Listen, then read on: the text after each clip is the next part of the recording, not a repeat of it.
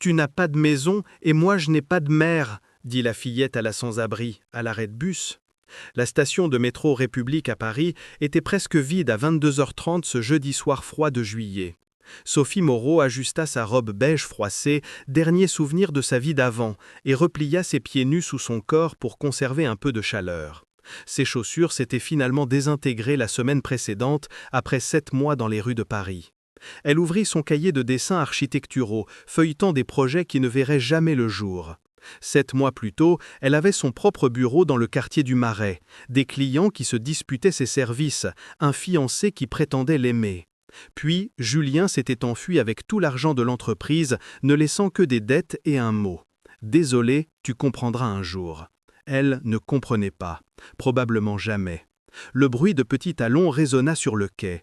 Sophie leva les yeux et vit une petite fille d'à peine 6 ans, vêtue d'une robe rouge de ballet, sous un manteau d'hiver coûteux et un bonnet gris à pompons. Derrière elle, un homme grand en costume sombre parlait au téléphone, complètement absorbé. La fillette s'arrêta, observant Sophie avec une intensité déconcertante. Ses yeux bruns semblaient trop vieux pour un visage si jeune. « Tu pleures à l'intérieur » déclara-t-elle d'une voix ferme et claire. « Moi aussi je pleure à l'intérieur. Tu n'as pas de maison et moi je n'ai pas de mère. Nous sommes pareils. » Sophie cligna des yeux, surprise. Avant qu'elle puisse répondre, la fillette tendit un sac en papier avec le logo d'une boulangerie chic du quartier des Champs-Élysées. « Tu as besoin de manger. Marie fait toujours trop de sandwichs et je ne peux pas tout finir. Camille. » L'homme remarqua enfin, rangeant son portable d'un geste brusque. Il traversa le quai en 3 grandes enjambées, se plaçant entre sa fille et Sophie. « Je t'ai dit de ne pas parler aux inconnus ?» Ses yeux glissèrent sur Sophie, évaluant, jugeant, concluant en quelques secondes. Elle connaissait ce regard, c'était le même qu'elle recevait quotidiennement. Méfiance automatique, malaise mal dissimulé, la présomption que les sans-abri étaient dangereux, toxicomanes ou méritaient leur sort. « Désolé, murmura-t-il sans vraiment la regarder. « Camille, allons-y. » « Mais elle a besoin de manger. » Camille résista quand son père essaya de l'attirer. « Elle est seule comme moi. » « Camille, ça suffit. »« Non. » La fillette se mit à pleurer, s'accrochant au sac en papier. « La jolie dame en a besoin. Tu ne vois jamais rien. Tu ne regardes que ton téléphone. » Sophie essaya de rendre le déjeuner, sa voix douce. « C'est bon, ma chérie. Ton père a raison. Ce n'est pas bon. » Camille criait presque maintenant, des larmes coulant. « Rien n'est bon, maman est partie et papa s'en fiche, et tout le monde fait comme si tout allait bien, mais ce n'est pas vrai. » L'homme pâlit. D'autres passagers commencèrent à regarder. Le métro entrait en station, ses freins grinçant. « Allons-y maintenant !» Il souleva Camille qui se débattait et pleurait, laissant tomber le sac en papier. Tandis que le métro s'arrêtait, Sophie ramassa le déjeuner et courut vers la porte. « Attendez !» Elle voulait dire plus, mais l'homme était déjà dedans, tenant Camille contre sa poitrine. La fillette pressa son visage contre la vitre, ses petites mains tapant sur le verre, sa bouche formant des mots que Sophie n'entendait pas. Les portes se fermèrent, le métro partit. Sophie resta seule sur le quai, tenant un sac en papier avec un sandwich au jambon et une brique de jus, des larmes coulant enfin librement. 4 jours plus tard, Camille Laurent n'avait pas dit un seul mot. Antoine observait sa fille pousser la nourriture dans son assiette au petit déjeuner, ses yeux fixés sur un point distant. Elle ne répondait pas aux questions, ne réagissait pas aux promesses de glace ou de sortie, se contentant de hocher la tête ou de pointer du doigt quand c'était absolument nécessaire. « Monsieur Antoine, elle doit manger quelque chose » Marie supplia, la nounou clairement à bout. « Ça fait 3 jours qu'elle touche à peine à la nourriture. Elle mangera quand elle aura faim » Antoine répondit plus durement qu'il ne le voulait. Il était épuisé. Réunion le jour, insomnie la nuit, culpabilité rongeant ses entrailles. Cette scène au métro repassait en boucle dans son esprit. Maman est partie et papa s'en fiche, et tout le monde fait comme si tout allait bien, mais ce n'est pas vrai. Sa fille de 6 ans avait crié sa vérité à une inconnue sur un quai de métro, et il n'avait aucune idée qu'elle portait tant de douleur. Geneviève arriva cet après-midi-là, comme toujours, les jeudis, apportant des cadeaux coûteux que Camille regardait à peine. La grand-mère essaya toutes les tactiques, enthousiasme exagéré, pot de vin, même des menaces voilées de conséquences. Mais Camille resta silencieuse, obstinée. « Antoine, ce n'est pas normal, » dit Geneviève quand ils furent seuls dans le salon. « Les enfants ne s'arrêtent pas de parler comme ça. Tu dois l'emmener chez un spécialiste. Elle a déjà une psychologue, alors emmène-la de nouveau, immédiatement. » Ce fut Marie qui força finalement la question le vendredi soir, entrant dans le bureau à domicile d'Antoine avec des larmes aux yeux. « Monsieur, je n'en peux plus. Camille, elle est différente. Ce n'est pas seulement ne pas parler, c'est comme si elle avait abandonné. » Marie respira profondément, et je pense savoir pourquoi. Antoine ferma son ordinateur portable. « Expliquez. Cette femme au métro, Camille n'arrête pas de dessiner. Elle a des cahiers pleins de dessins d'une femme blonde en robe dorée. Et quand j'ai essayé d'en jeter un, elle a eu une crise hystérique. » Dans la chambre de Camille, décorée de ballerines et de tons roses que Émilie avait choisis des années plus tôt, il y avait au moins 20 dessins éparpillés. Tous montraient la même figure, une femme aux cheveux longs, toujours en robe, toujours avec une expression triste. Sur l'un d'eux, la femme tenait les mains d'une petite fille. Au-dessus, en lettres enfantines irrégulières, « Ami ». Le samedi matin, Antoine appela la docteure Patricia Leclerc, la psychologue infantile de Camille, demandant une consultation d'urgence. « Antoine, ce que je vais dire peut être dur à entendre, mais c'est crucial que vous compreniez. Camille n'est pas seulement triste, elle vit une régression traumatique, expliqua la psychologue après avoir examiné la fillette. Camille a vu en cette femme un reflet de sa propre douleur. Elle a créé un lien émotionnel.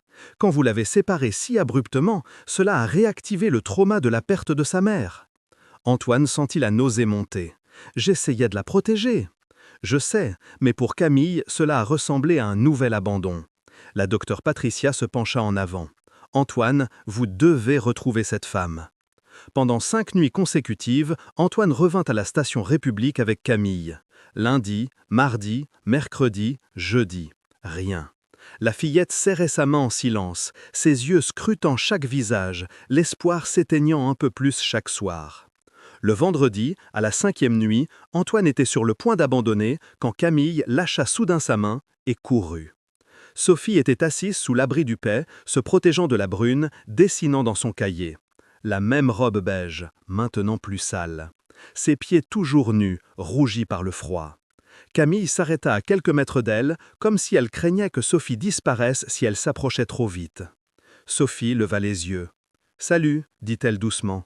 Toi ? Tu es revenu ?» Camille courut, se jetant dans les bras de Sophie avec une force qui faillit la renverser.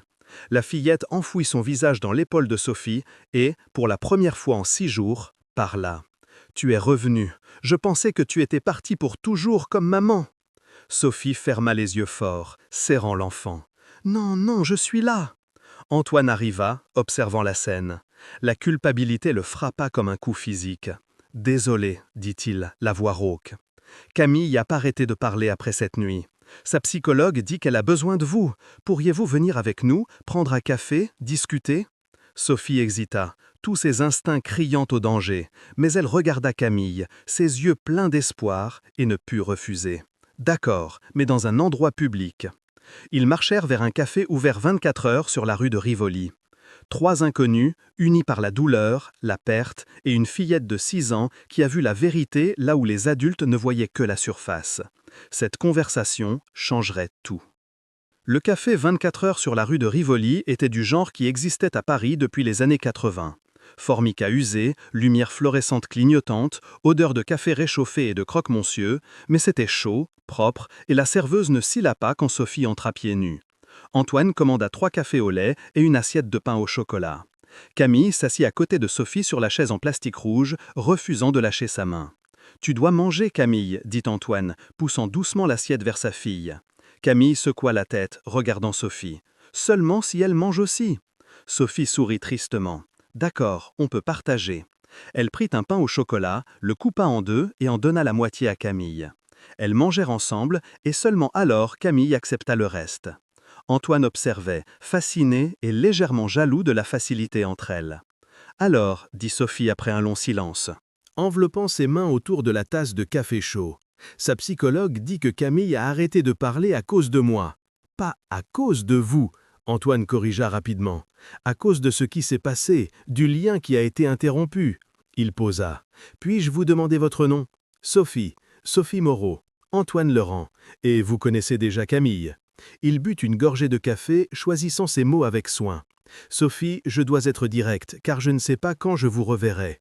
La docteure Patricia, la psychologue de Camille, dit que ma fille a créé un lien émotionnel avec vous, et quand j'ai interféré cette nuit-là, cela a réactivé son trauma de la perte de sa mère.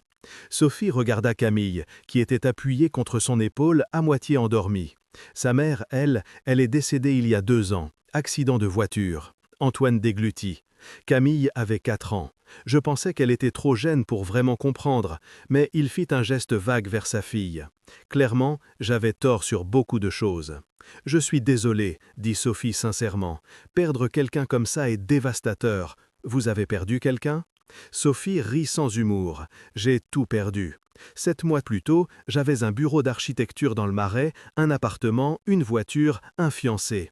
Puis, mon fiancé, qui était aussi mon associé, s'est enfui avec tout l'argent de l'entreprise. Il a laissé des dettes massives à mon nom. J'ai tout perdu en 3 mois. Appartement, réputation, carrière. » Elle regarda ses mains. « Je suis à la rue depuis avril. » Antoine resta silencieux, assimilant. « Vous êtes architecte ? J'étais. Ma licence est suspendue à cause des dettes. Et même si ce n'était pas le cas, qui embaucherait quelqu'un qui dort dans les stations de métro ? » Elle dit cela sans auto-apitoiement, juste comme un fait. « Je vous embaucherai, » dit Antoine soudainement. Sophie cligna des yeux. « Quoi ? Pas pour l'architecture ? » Pas encore. Il se pencha en avant. « Sophie, je vais faire une proposition qui va sembler complètement folle, et vous avez le droit de refuser. Mais je dois la faire parce que ma fille souffre, et vous êtes la seule personne qui a réussi à l'atteindre en 2 ans. » Sophie commença à se tendre, ses instincts de survie s'activant. « Monsieur Laurent, Antoine, s'il vous plaît. » Elle corrigea prudemment. « Si vous proposez ce que je pense, je ne suis pas... » Il l'interrompit, réalisant immédiatement. « Non, mon Dieu, non. Désolé, ça sonne mal. » Il respira profondément. « Je veux vous embaucher comme compagne pour Camille, essentiellement une nounou, mais présentée comme une amie de la famille, parce que c'est comme ça que Camille doit le voir. Vous vivriez dans la maison, auriez votre propre chambre, repas, salaire mensuel. Tout ce dont j'ai besoin, c'est que vous passiez du temps avec elle, l'aidiez à traiter ce qu'elle ressent. Soyez qui vous étiez cette nuit-là au métro. » Sophie le fixa, la bouche légèrement ouverte. « Vous êtes sérieux ? Complètement sérieux ? Vous ne me connaissez pas, je pourrais être n'importe qui, toxicomane, criminelle, dangereuse. » « Vous ne l'êtes pas, » dit Antoine avec une conviction surprenante. « Camille le sait, les enfants ont un instinct pour ces choses. Et franchement, en ce moment, je fais plus confiance à son jugement qu'au mien. » Sophie regarda Camille, maintenant endormie aisiblement contre elle, puis revint à Antoine. « Combien ? » 5 000 € par mois. Contrat d'1 an avec 3 mois d'essai. Si ça ne marche pas pour l'une de nous, vous partez avec 3 mois d'indemnité. C'était plus d'argent que Sophie n'en avait vu en moi. C'était un toit, de la sécurité, une chance de reconstruire. Mais c'était aussi terrifiant d'entrer dans la vie de gens riches, de dépendre d'eux, de risquer d'être blessé à nouveau. « J'ai des conditions, dit-elle enfin. Antoine hocha la tête. « Dites, permission d'étudier en ligne le soir. Je veux récupérer ma licence d'architecte. Ça n'est pas négociable. » D'accord. Et si je sens que ça ne marche pas ou que je suis traité comme moins qu'humaine, je pars immédiatement, sans drame, sans explication, juste.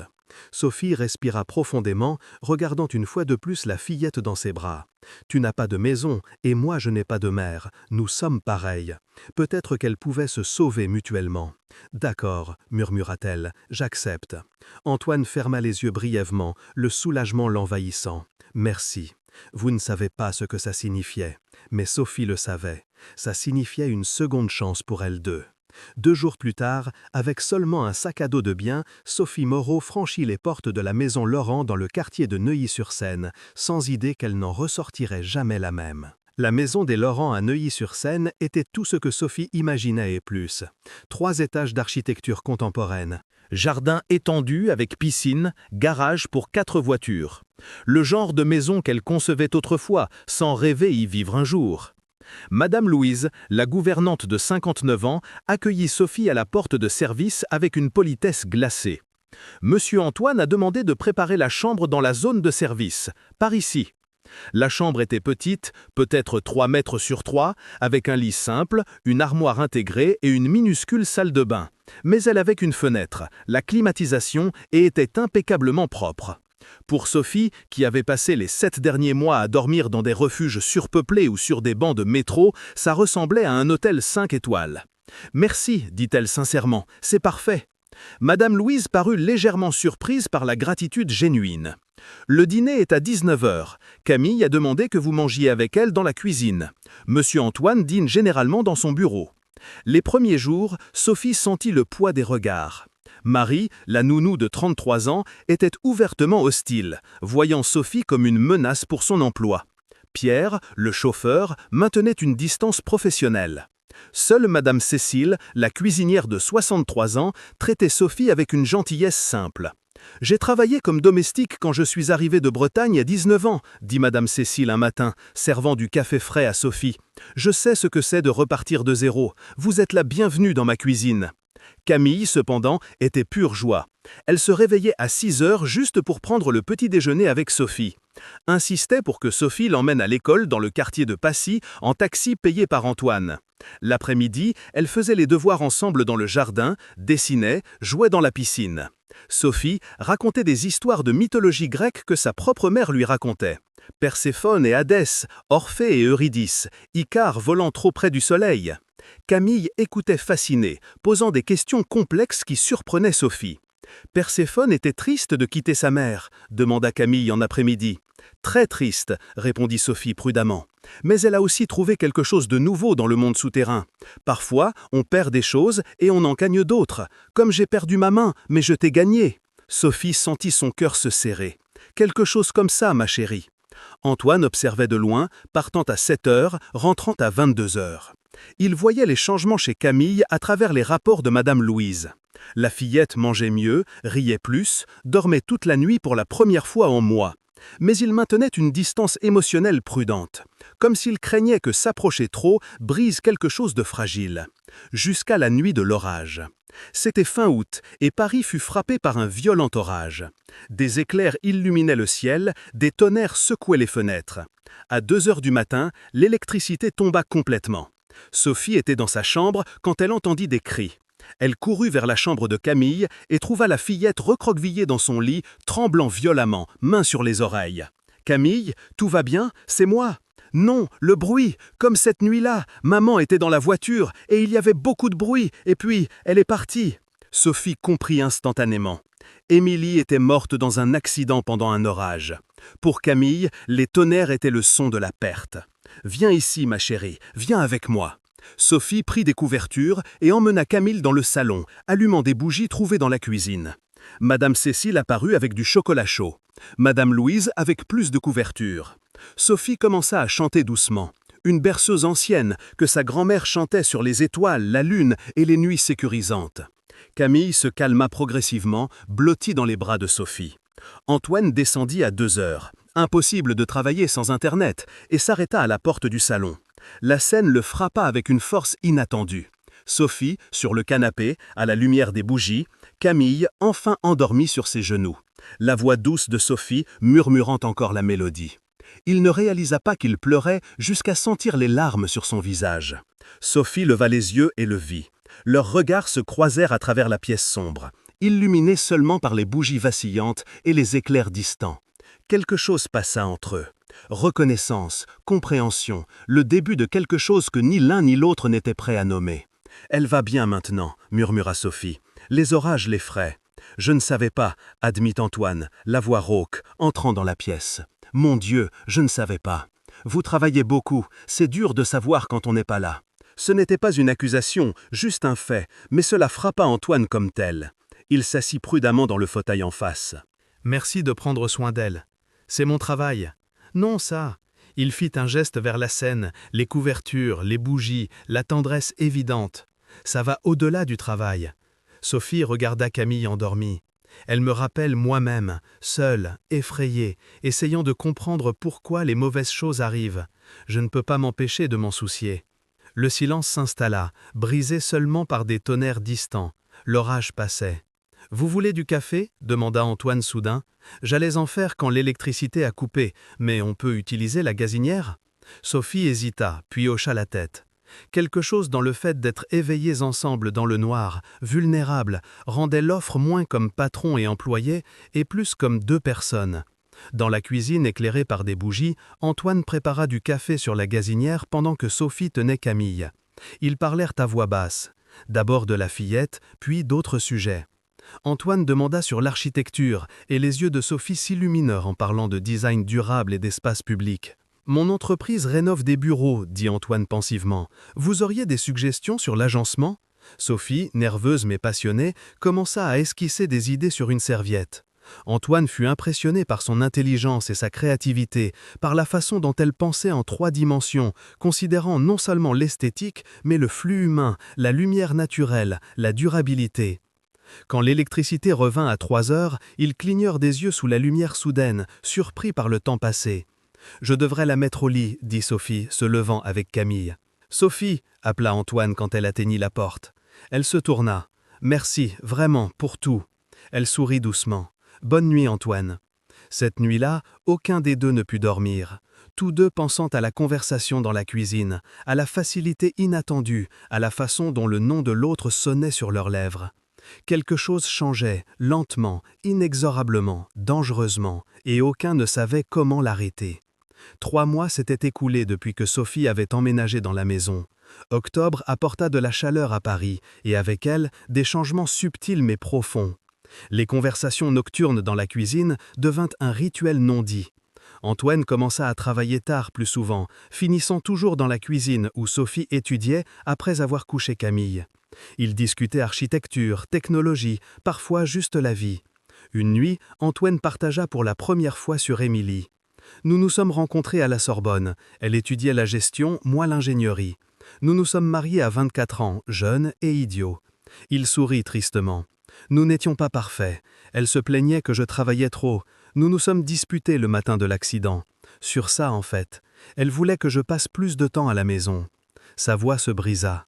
Elle est partie furieuse. Elle a percuté la voiture 3 heures plus tard sur le périphérique, pendant l'orage. Morte avant l'arrivée de l'ambulance. Je n'ai jamais pu m'excuser. Sophie couvrit sa main de la sienne instinctivement. Elle savait que vous l'aimiez. Les couples se disputent, ce n'était pas votre faute. Ma tête le sait, mon cœur.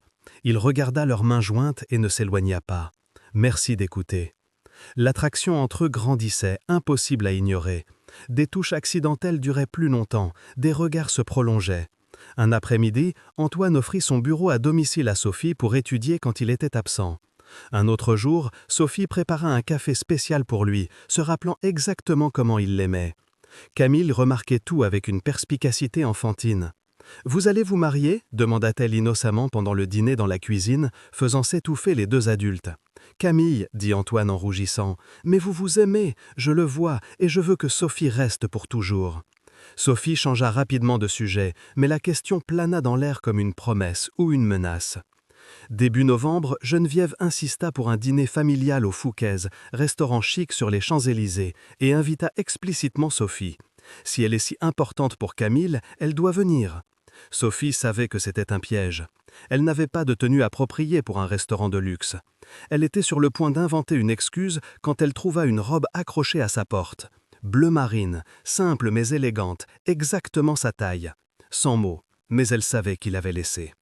Au Fouquet's, Geneviève fut cruelle, avec une subtilité raffinée. « Sophie, ma chère, Antoine m'a dit que vous êtes architecte, ou laitier, c'est confus de comprendre votre situation actuelle. » « Je reconstruis ma carrière, » répondit Sophie calmement. « Comme c'est admirable. Bien sûr, dans notre cercle, la réputation est tout.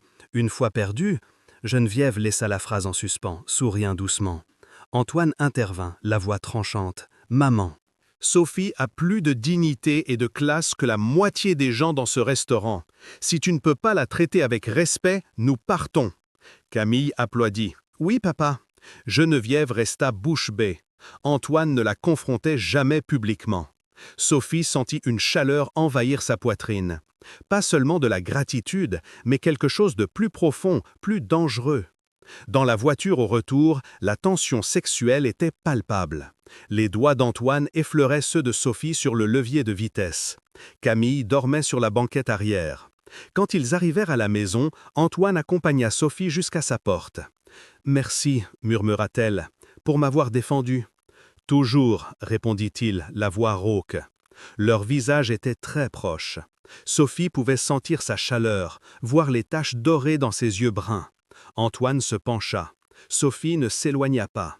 Leurs lèvres étaient à centimètres. « Désolé. » Antoine recula brusquement. « C'était inapproprié. Vous travaillez pour moi. Je ne devrais pas. » « Antoine, bonne nuit, Sophie. » Il s'enfuit vers sa chambre, laissant seule, confuse et blessée. Les jours suivants, Antoine créa de la distance. Il recommençait à travailler jusqu'à minuit, évitait la cuisine, communiquait via Madame Louise. Sophie ressentit le rejet comme une blessure physique, mais maintint le professionnalisme pour Camille. Puis, un jeudi de novembre, tout s'effondra. Sophie travaillait dans le bureau à domicile à 21h.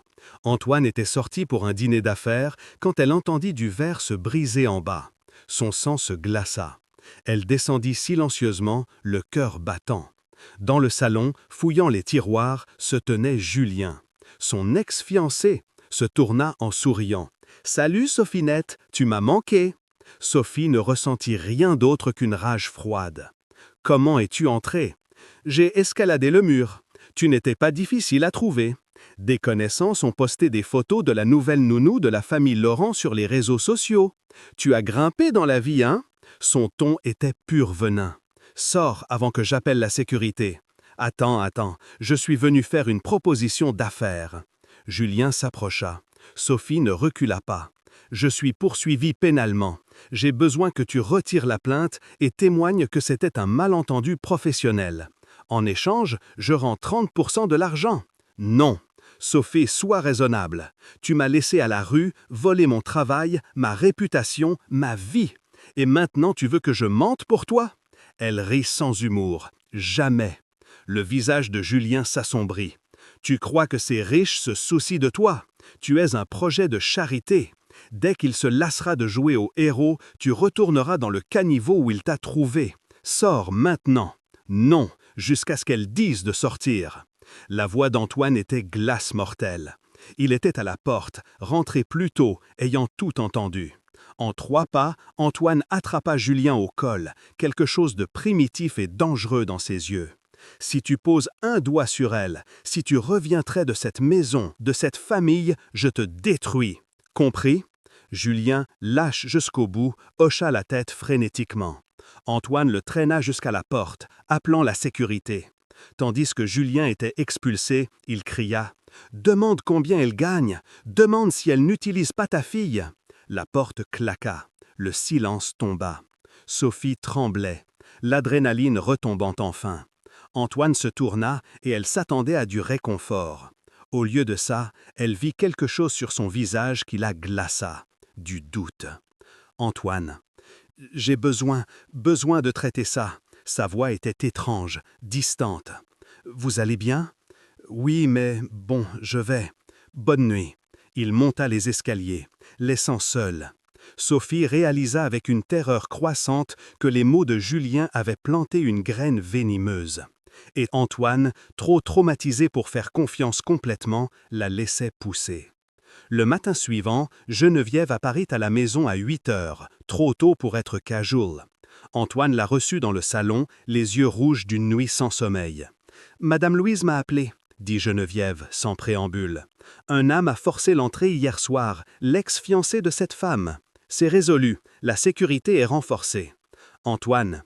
Geneviève s'assit, la voix inhabituellement douce. « Chérie, je sais que tu veux aider, mais des gens comme elle apportent des problèmes.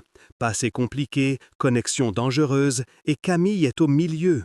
Ce n'était pas la faute de Sophie. Je ne dis pas que c'était, mais la réalité est que tant qu'elle est ici, ces choses peuvent arriver. Aujourd'hui l'ex-fiancé, demain des créanciers, des gens dangereux. » Geneviève posa. « Tu veux vraiment exposer ta fille à ça ?» Antoine se frotta le visage, épuisé. Les mots de Julien résonnaient. « Tu es un projet de charité. » Dès qu'il se lassera, il savait rationnellement que ce n'était pas vrai. Il voyait comment Sophie aimait Camille, comment elle travaillait dur sur ses études, comment elle ne demandait rien au-delà de l'accord. Mais émotionnellement, blessée par la trahison, Émilie était morte après une dispute, le laissant avec une culpabilité éternelle. Il ne pouvait pas faire taire la voix qui murmurait. « Et si ?» « Je vais lui parler, » dit Antoine enfin, se haïssant. Sophie était dans le jardin avec Camille quand Antoine l'appela.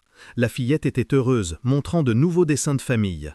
Elle, Sophie et Antoine ensemble. « Camille, va jouer à la piscine. J'ai besoin de parler à Sophie. » Quelque chose dans son ton fit hésiter Camille, mais elle obéit. « À propos d'hier, commença Antoine, incapable de la regarder dans les yeux.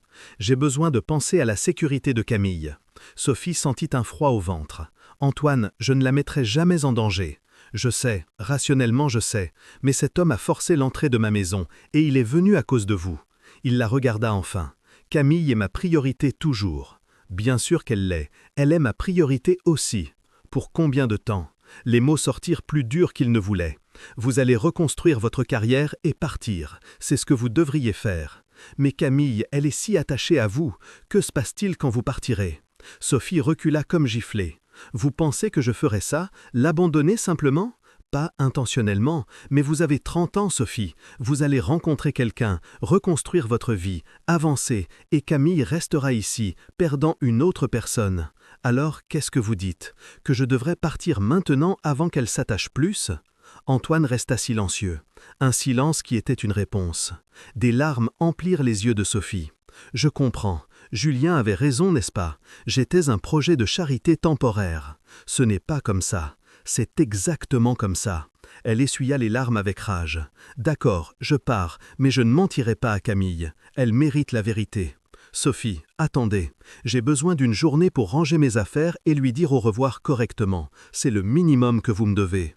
Elle se tourna pour entrer, puis s'arrêta.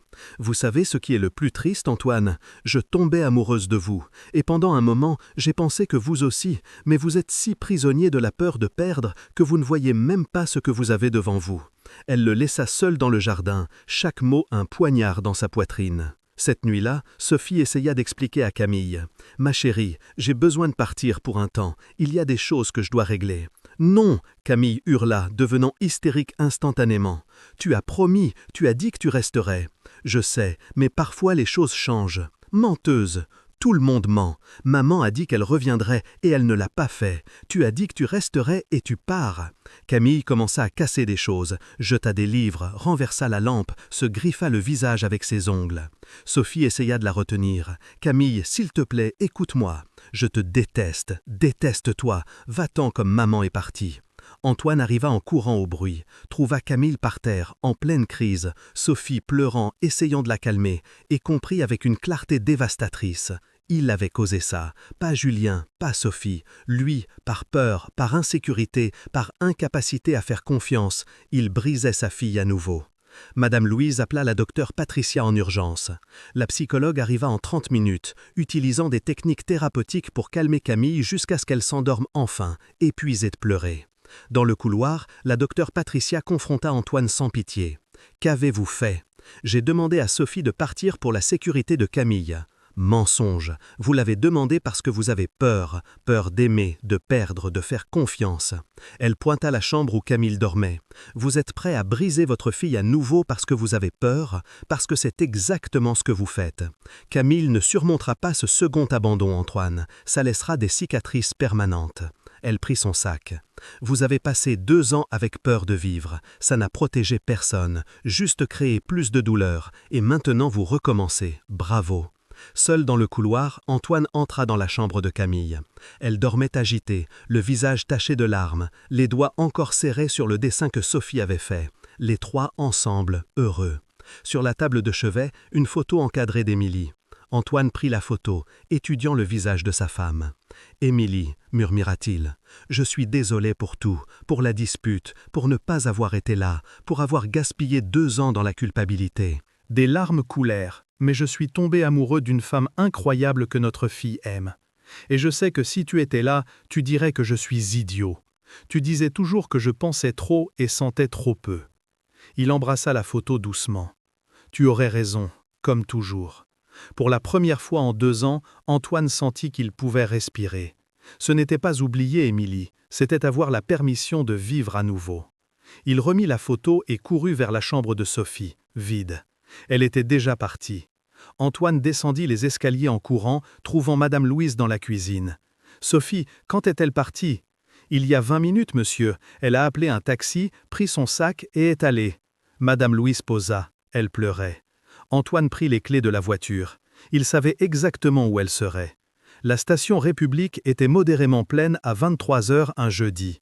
Antoine se gara illégalement et courut dedans, descendant les escaliers 2 à 2. Et elle était là, même banc où elle s'était rencontrée il y a 4 mois. Mais cette fois, Sophie n'était pas seule. 2 autres sans-abri étaient à côté d'elle et Sophie partageait de la nourriture qu'elle avait emballée de la maison, dessinant leurs portraits dans son cahier. Même en perdant tout à nouveau, elle donnait encore. Antoine s'arrêta, observant, le cœur brisé par la beauté et la tragédie de ça. Sophie leva les yeux et le vit. Son visage montra douleur, rage, amour, tout à la fois. Elle dit quelque chose aux femmes et se leva, marchant vers lui. « Qu'est-ce que vous voulez, Antoine ?» Sa voix était fatiguée. « Je suis venu rendre quelque chose. J'ai oublié de signer les papiers de démission. Non, je suis venu, mon Dieu, Sophie. J'ai tout gâché. » Les mots sortirent en torrent. « Vous aviez raison. Je suis si prisonnier de la peur de perdre que je ne vois pas ce que j'ai devant moi. J'ai passé 2 ans avec peur de vivre, d'aimer, d'essayer. Et ça n'a protégé personne, juste créé plus de douleur. Antoine, s'il vous plaît, laissez-moi finir. » Il respira profondément. Quand Émilie est morte, je me suis fermé. Je pensais que si je ne m'attachais pas, je ne pouvais pas être blessé à nouveau. Mais je n'ai fait que blesser Camille et maintenant vous. La docteure Patricia avait raison. Camille a eu une crise complète. Pas par votre faute, par la mienne. Sophie ferma les yeux, des larmes coulant. Comment va-t-elle ? Endormie, sédatée, brisée. Sa voix se brisa, comme je l'ai brisée il y a 2 ans quand je me suis fermé après la mort d'Émilie, et maintenant j'ai recommencé. Pourquoi êtes-vous ici ? Parce que je vous aime. Les mots sortirent simples, vrais. Je suis tombé amoureux de vous, de votre force, de votre bonté, de la façon dont vous aimez ma fille. Et j'ai peur parce que j'ai déjà aimé et perdu. Je ne sais pas si je survivrai à nouveau, mais j'ai plus peur de laisser la peur ruiner la seule chance de bonheur que j'ai eue en 2 ans. Sophie secoua la tête. « Antoine, je ne peux pas être votre employé et votre... Quoi, petit ami ? C'est trop déséquilibré. J'ai besoin de me soutenir, reconstruire ma vie, avoir ma propre identité. Je sais, et vous devriez. » Antoine sortit un dossier de son sac. « Ces 2 derniers mois, j'ai envoyé votre portfolio à 5 architectes renommés à Paris. Je l'ai trouvé dans le bureau quand vous l'avez oublié, sauvé sur l'ordinateur. » Sophie écarquilla les yeux. « Vous avez fait quoi ? » « Marc Vincent Leroy, l'architecte durable que vous admirez, » répondit-il. « Il veut vous rencontrer, comme 3 autres, et j'ai organisé une petite exposition de votre travail dans une galerie du Marais prévue pour lundi prochain. Vous ? Pourquoi ? Parce que je crois en vous, pas comme patron, pas comme charité, comme quelqu'un qui reconnaît un vrai talent. » Il lui donna le dossier. « Ça, ce sont les contacts, confirmations, détails de l'exposition, tout à vous. Même si vous me haïssez, même si vous ne voulez plus me voir, c'est à vous. Votre carrière, votre identité, votre vie. » Sophie ouvrit le dossier avec des mains tremblantes. Tout y était. Email confirmant l'intérêt, invitation formelle de la galerie, même un communiqué de presse professionnel sur une architecte émergente focalisée sur le design durable. « Je ne cherche pas à vous sauver, Sophie, » continua Antoine doucement. « Vous vous êtes déjà sauvée 1000 fois. J'essaye juste de montrer que je vous vois pas comme projet, pas comme employé, mais comme vous êtes vraiment, brillante, talentueuse, méritante de tout. » Sophie pleurait ouvertement maintenant. « Et pour Camille, je ne peux pas la blesser à nouveau. Vous ne le ferez pas. Elle vous aime. Je vous aime.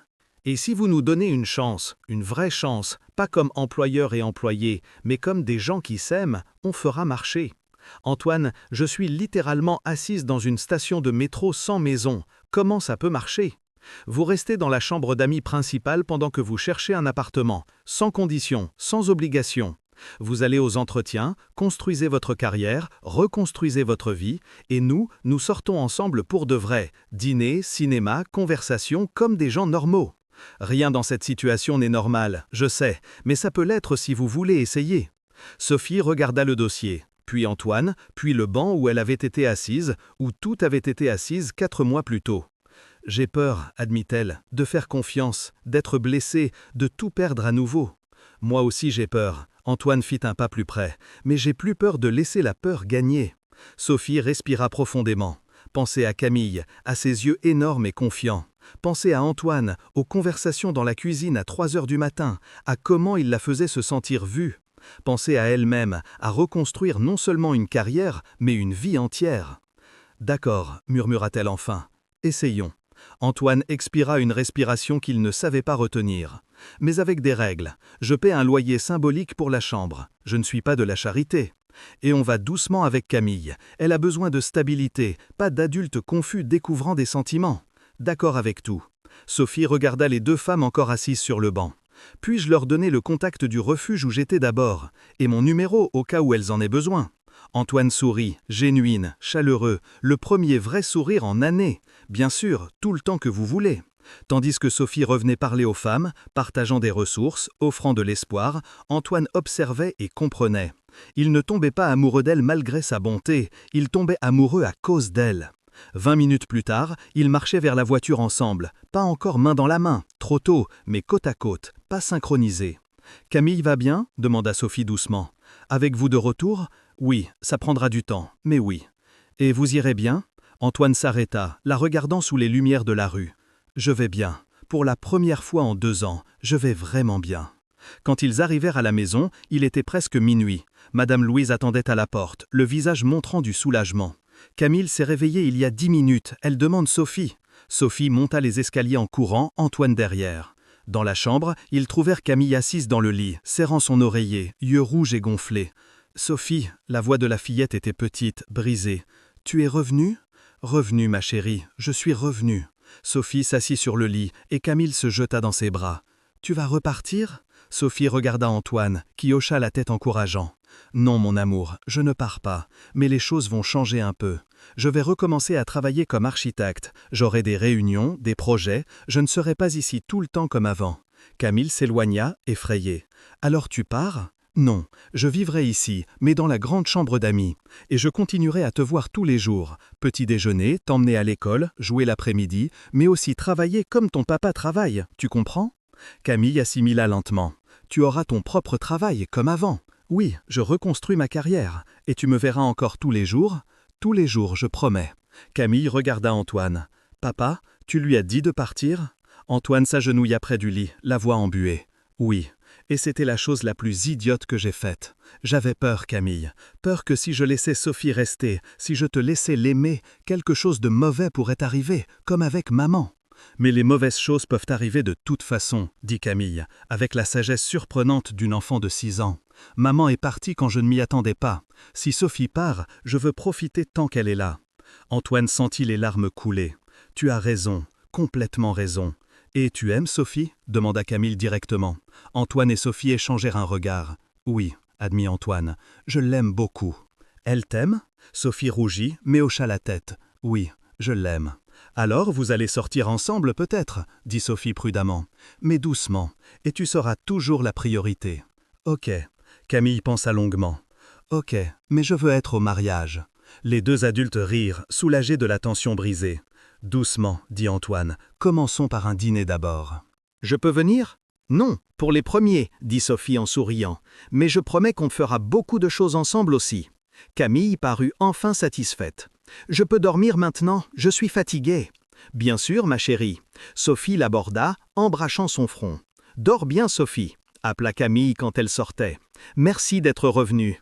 Toujours, mon amour, toujours. Et maintenant, si cette histoire de connexions inattendues et de seconde chance vous touche, pourquoi ne pas partager dans les commentaires un moment où vous avez vu quelqu'un d'invisible et lui avez offert un geste de bonté ? Imaginez si on créait une chaîne d'histoires vraies comme celle-ci. Inscrivez-vous au canal pour en lire plus et voyons ensemble comment ces petits actes changent des vies. Le lundi suivant, la galerie du Marais était surprenamment pleine. Marc-Vincent Leroy vint, ainsi que 3 autres architectes renommés, des journalistes d'architecture et même des représentants de la mairie de Paris pour l'urbanisme. Sophie présenta son travail avec passion et connaissances techniques impressionnantes. Elle parla de démocratisation de l'architecture de qualité, comment son expérience dans la rue avait complètement changé sa perspective sur le design urbain et les espaces publics. Nous concevons pour des utilisateurs hypothétiques, expliqua-t-elle, montrant des concepts pour des refuges redessinés. Mais j'ai vécu comme ces utilisateurs. Je sais que la dignité n'est pas un luxe, c'est une nécessité basique. Je sais que l'éclairage adéquat n'est pas esthétique, c'est de la sécurité. Et je sais que de petits détails peuvent faire la différence entre un espace vivable et juste un toit sur la tête. La présentation fut un succès modéré mais significatif. Sophie reçut 3 offres de stage rémunérées, 2 invitations à contribuer à des projets spécifiques d'habitat social et Marc offrit un mentorat mensuel avec possibilité d'association future. Plus important, Sophie récupéra son identité professionnelle. Elle n'était plus la sans-abri ou la nounou de Camille. Elle était Sophie Moreau, architecte spécialisée en design durable et inclusif. Antoine et Camille étaient dans le public, applaudissant avec enthousiasme. Quand Sophie descendit de la scène improvisée, Camille courut et l'embrassa. « Tu étais incroyable, tout le monde a aimé !»« Merci ma chérie !» Sophie prit Camille dans ses bras. Antoine s'approcha, les yeux brillants de fierté. « Tu étais brillante, vraiment brillante, ça n'aurait pas arrivé sans toi. » Ça aurait, éventuellement, j'ai juste accéléré le processus. Il hésita, puis prit sa main. « Dîner pour fêter, juste nous deux. » Sophie sourit. « J'adorerais. » Geneviève, observant de loin, s'approcha. Sophie se raidit, s'attendant à des commentaires acerbes, mais Geneviève tendit la main. « Impressionnant, Sophie, géninement impressionnant. » Elle posa. « Je vous ai mal jugé et je vous dois des excuses. » Sophie serra sa main prudemment. « Merci, Madame Geneviève. » Geneviève, juste Geneviève. La femme plus âgée sourit. « Et si vous allez faire partie de cette famille, et on dirait que oui, nous devrions commencer correctement. » Ce n'était pas une acceptation complète, mais un début. Les semaines suivantes, la vie trouva un nouveau rythme. Sophie loua un petit bureau partagé dans le Marais avec l'argent des premiers projets. Elle travaillait le jour, mais était toujours à la maison pour dîner avec Camille. Antoine et Sophie sortaient ensemble prudemment. Dîners au marché des Enfants Rouges, promenades au jardin des Tuileries, séances de cinéma. Ils parlaient des heures sur tout et rien. Et lentement, peur et méfiance furent remplacées par confiance et amour.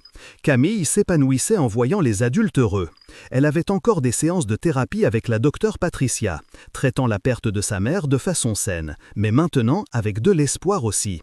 Espoir que la famille pouvait être reconstruite, que l'amour pouvait exister à nouveau.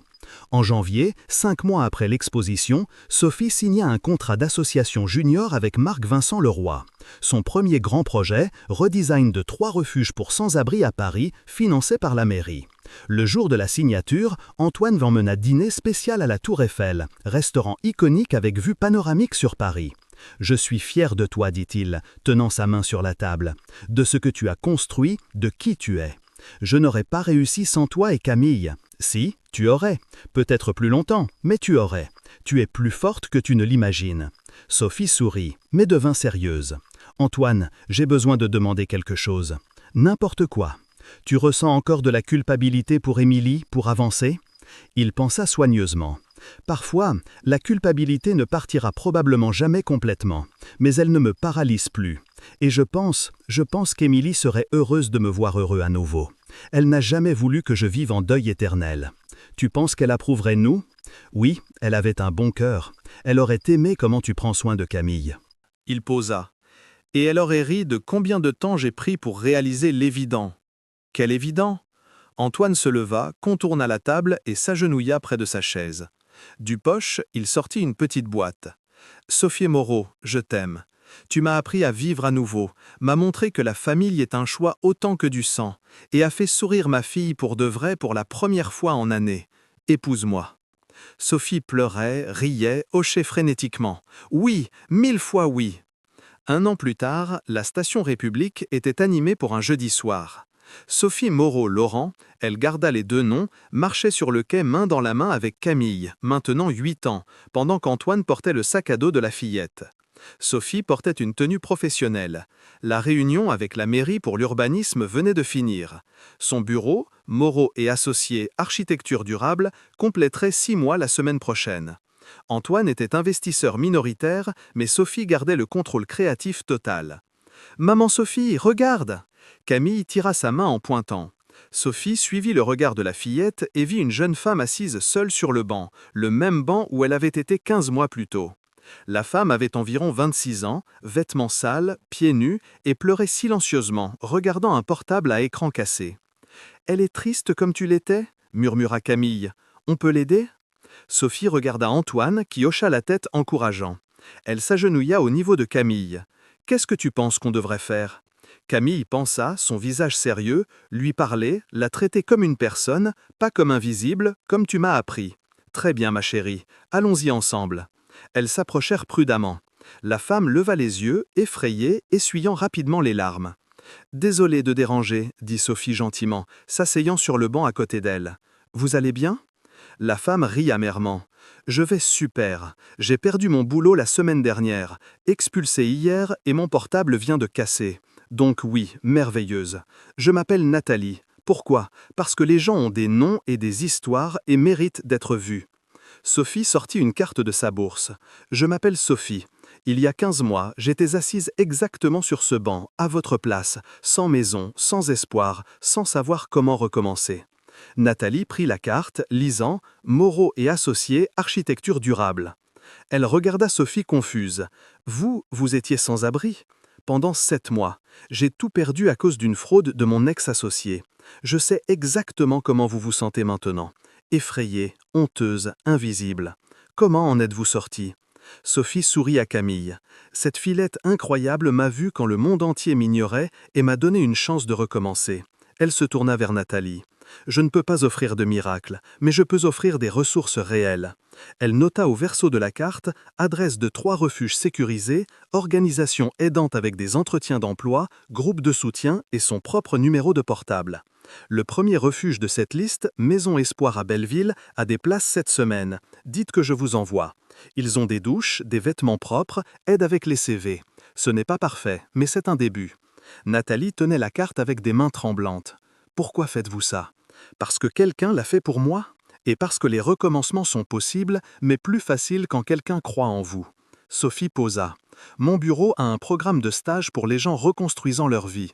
Ce n'est pas de la charité, c'est du vrai travail, vrai salaire. Si vous êtes intéressé, appelez ce numéro dans 2 semaines. 2 semaines, temps pour vous stabiliser un peu, prendre une douche, obtenir des vêtements propres, traiter. Je ne veux pas que vous veniez désespérée, je veux que vous veniez prête. Camille, qui observait en silence, tendit soudain son goûter. Vous avez besoin de manger aussi, c'est toujours mieux de penser le ventre plein. Nathalie regarda la fillette, puis le sac en papier, puis Sophie, et recommença à pleurer, mais cette fois des larmes de soulagement. Merci, vraiment merci. Le métro arriva. Antoine, qui avait tout observé de loin, les rejoignit. « Nathalie, bonne chance, dit Sophie en se levant. Et rappelez, 2 semaines, appelez. » Tandis qu'elles entraient dans le métro, Camille serra les mains de Sophie et Antoine. « Maman Sophie, elle va bien aller ?»« Je ne sais pas, ma chérie. Recommencer est dur, mais on lui a donné des outils et de l'espoir. Le reste dépend d'elle. Comme ça dépendait de toi? Exactement comme ça dépendait de moi. » Antoine attira Sophie près, embrassant le haut de sa tête. « Tu es incroyable, tu sais. J'ai appris d'une fillette de 6 ans très sage. » À travers la vitre, elles virent Nathalie, encore assise sur le banc, tenant la carte comme une bouée de sauvetage, regardant le goûter que Camille avait donné. 3 mois plus tard, Nathalie apparut au bureau de Sophie, propre, en tenue d'entretien empruntée, apportant un CV imprimé. « Vous êtes venu ?» dit Sophie en souriant. « Vous avez demandé 2 semaines, j'ai pris 3 mois. Désolé. Pas besoin d'excuses. Vous êtes venu, c'est ce qui compte. » Nathalie commença comme assistante administrative, mais montra un talent naturel pour la coordination de projets. En 6 mois, elle serait promue. En 1 an, elle paierait à son tour, aidant une autre personne en situation similaire. 6 mois après l'épilogue. Le mariage. Le mariage de Sophie et Antoine fut intime, seulement famille proche et vrais amis, dans le jardin de la maison à Neuilly-sur-Seine, décoré de fleurs simples et de guirlandes lumineuses. Camille fut demoiselle d'honneur, portant la robe rose qu'elle avait choisie elle-même, portant les alliances avec une adorable sérieux. Geneviève était là, souriant génuinement. Madame Louise, Marie, Pierre et Madame Cécile assistèrent comme invités, pas employés.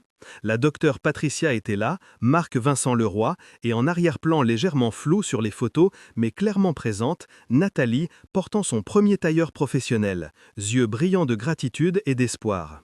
Pendant les vœux, Antoine dit « Sophie, tu m'as appris que la famille n'est pas seulement ceux avec qui on est, c'est ceux qu'on choisit, qui nous choisissent en retour, qui restent quand tout est dur. Tu as choisi de rester et je te choisis chaque jour pour toujours. » Sophie, pleurant, répondit Antoine, il y a 15 mois je n'avais rien. Aujourd'hui j'ai tout, pas à cause d'argent ou de statut, à cause d'amour. Amour qui ne demande pas la perfection, juste la présence. Toi et Camille m'avez vu quand j'étais invisible. Maintenant je promets de passer le reste de ma vie à vous voir aussi. Quand ils s'embrassèrent, Camille cria enfin, faisant rire tout le monde. À la réception, Camille, maintenant avec 8 ans, monta sur une chaise pour un toast non programmé. Ma prof a demandé ce qu'est la famille, dit-elle d'une voix claire. J'ai dit, la famille n'est pas seulement du sang, c'est qui choisit de rester quand tout est dur, c'est qui te voit quand tu es invisible, c'est qui t'aide à redevenir toi.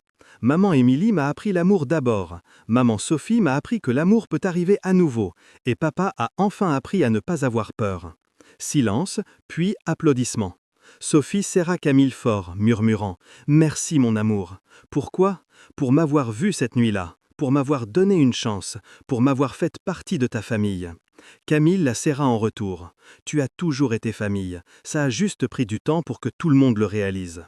Tandis que la fête continuait, Sophie regarda autour. Antoine discutant avec Marc sur un nouveau projet, Camille dansant avec Geneviève, Nathalie riant avec Madame Cécile.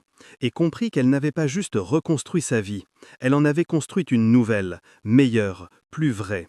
Et tout avait commencé avec une fillette de 6 ans qui avait dit la vérité simple. « Tu n'as pas de maison et moi je n'ai pas de mère. Nous sommes pareils. » Elles étaient pareilles. Et ensemble, avec Antoine, étaient devenues famille. Quelle histoire émouvante, n'est-ce pas ? Si vous avez été touché par le parcours de Sophie, Antoine et de la petite Camille et croyez que tout le monde mérite une seconde chance dans la vie, imaginez partager votre propre moment de connexion inattendu dans les commentaires. Qui sait, votre histoire pourrait inspirer quelqu'un d'autre à tendre la main. Et pour ne pas rater d'autres récits sur l'amour, la résilience et les nouveaux débuts, abonnez-vous au canal avec un cœur chaleureux, comme si vous rejoigniez une famille qui croit en l'espoir partagé.